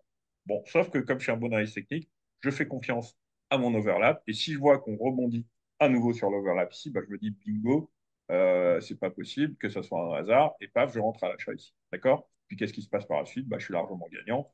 Puisque, allez, grosso modo, j'ai acheté par ici, j'ai revendu par là. On va être honnête. On va pas dire, ah, on est des magiciens, on a acheté ici, on a revendu là, etc. Non, non, on achète ici. OK, ça monte jusqu'ici, on n'a pas de raison de revendre. Et là, hop, hop, hop, on arrive par là, on se dit, bon, on ne sait jamais, ça commence à corriger, je m'en vais. Ou alors, je m'allège, et puis, d'accord? Donc voilà, donc là, ici, je vous ai montré quand même, encore une fois, en mise en application, des niveaux qui fonctionnent quand même très bien. Là, je vais vous montrer juste un clin d'œil, d'accord? On va appeler ça un clin d'œil, parce que pour le coup, j'appellerai pas ça vraiment une mise en pratique de la théorie, quand bien même certains pourraient vouloir le croire. Pour moi, c'est plus un clin d'œil.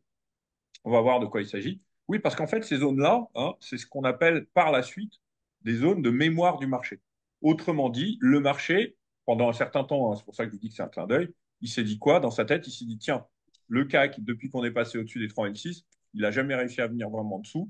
Donc, on va avoir ce niveau dans un coin de sa tête parce qu'il aura été testé à 5 reprises. Bah là, je voulais juste vous montrer que lors de la fameuse crise du Covid, qui a quand même été très violente, hein, le CAC, pour le CAC, hein, plus que pour des valeurs ou le Nasdaq ou des valeurs américaines. Donc, on va arriver au Covid. Là, on est en 2017, voilà, 2018, 2019. Et là, voilà, le Covid ici. D'accord? Bah, regardez, malgré le Covid, où le CAC s'est arrêté avant de repartir à la hausse. Il est quand même revenu quasiment sur les 3006. Bon, je vous ai dit que c'était un clin d'œil parce que pour moi, c'est un peu plus de la coïncidence qu'autre chose.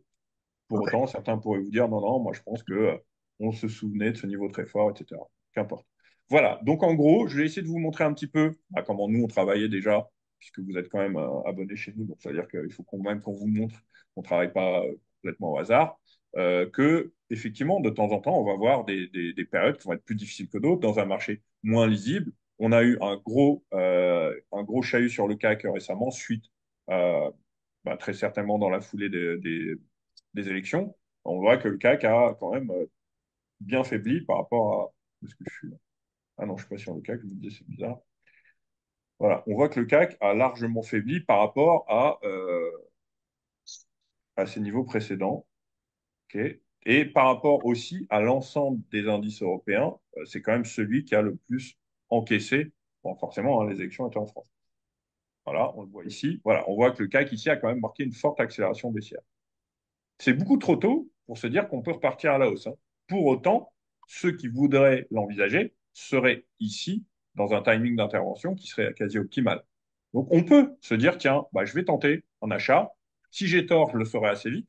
En revanche, si j'ai raison, quand bien même on ne repartirait pas sur des plus hauts ici, si même on revient ici, sur cette zone qu'on va appeler nous d'overlap, mais dans l'autre sens, hein, vous voyez, cette zone ici de support assez forte, bah, on peut déjà être suffisamment gagnant. Maintenant, une correction comme ça, elle appelle quand même un peu à la prudence, d'autant plus qu'on n'a pas vraiment de niveau de support très révélateur ici. Donc, entre deux eaux. En revanche, c'est aussi intéressant d'observer que les autres indices européens ont un petit peu moins accusé le coup, hein, comme le DAX. Pourtant, ils l'ont quand même accusé, hein, ou encore l'Eurostoxx. Hein, en sachant bien, en gardant bien en tête que l'Eurostoxx, c'est un mélange essentiellement du DAX et du CAC, puisque le CAC et le DAX font 65% de l'Eurostoxx aujourd'hui, et que donc forcément, l'Eurostoxx évolue entre le CAC et le DAX et plus proche du CAC que du DAX. Pourquoi je vous dis ça? Parce que finalement, on se rend compte que celui qui a le moins morflé, entre guillemets, c'est le DAX, puis l'Eurostoxx, forcément, qu'il est marqué davantage par le CAC, puis le CAC. Même si on a une espèce de distension entre ces indices actuellement, il est quand même très très rare que c'est des mouvements de plus long terme. On ait un DAX qui monte et un CAC qui baisse, hein, d'accord? Donc Bon, allez, ça suffit, va. si jamais on voit que ça tient, bah, par la suite, on verra que le CAC aura plus de chances de repartir à la hausse si le DAX reprend sa tendance haussière. Voilà, bon, je vais vous remercier. Je pense qu'il y en a un d'entre vous qui sera bien content que ça soit terminé. Si vous avez des questions, vous pouvez me les poser oralement ou par écrit. Et si vous n'en avez pas, de toute façon, deux choses. Je vais mettre cet enregistrement en ligne. D'abord pour ceux qui n'auraient pas pu être là et puis pour ceux qui n'ont pas pu être présents aujourd'hui. Et puis je vous enverrai également à travers un mail global la présentation en PDF de ce qu'on a vu aujourd'hui. Voilà. Donc s'il y a quelques questions, je vous écoute et s'il n'y en a pas, je vous souhaite à tous une bonne soirée et je vous dis à très bientôt, bien sûr, évidemment. Et n'hésitez pas, hein, si de temps en temps il y a des questions, même pas forcément ce soir, vous pouvez nous écrire et il y aura toujours quelqu'un pour vous répondre. Bien, bah écoutez, je vous remercie. Je vous souhaite une très bonne soirée. On se retrouve demain en live pour les nouvelles recommandations éventuelles. Et je vous proposerai encore régulièrement des formations comme ça. Alors, il y a des formations gratuites dans le cadre de votre abonnement. Maintenant, pour ceux qui voudraient des formations plus élaborées, qui vont, elles, durer sur beaucoup plus qu'une ou deux heures, évidemment, vous pouvez nous contacter. On va mettre en place aussi sur notre site ce qu'on n'avait pas fait pour les particuliers, parce que pour les institutionnels, on a un catalogue, etc. On va mettre en place des formations pour les particuliers et quand elles seront en distanciel, on va vous proposer des tarifs quand même préférentiels parce que si on a 10, 20 personnes, évidemment, c'est pas la même chose que 3 personnes en présentiel. Voilà. Je pense notamment à la formation sur Elliott qui, elle, est quand même très dense, hein. Quand je la fais en instit, il y a 3 jours, pour vous dire. Donc, on peut la proposer sur plusieurs modules. Autrement dit, prendre un rendez-vous régulier, je sais pas, une ou deux fois par semaine, et envisager de balayer cette théorie ensemble. Après ça, vous n'aurez plus besoin de moi. Bon, allez, je vous souhaite une bonne soirée. Merci à tout le monde et à très bientôt.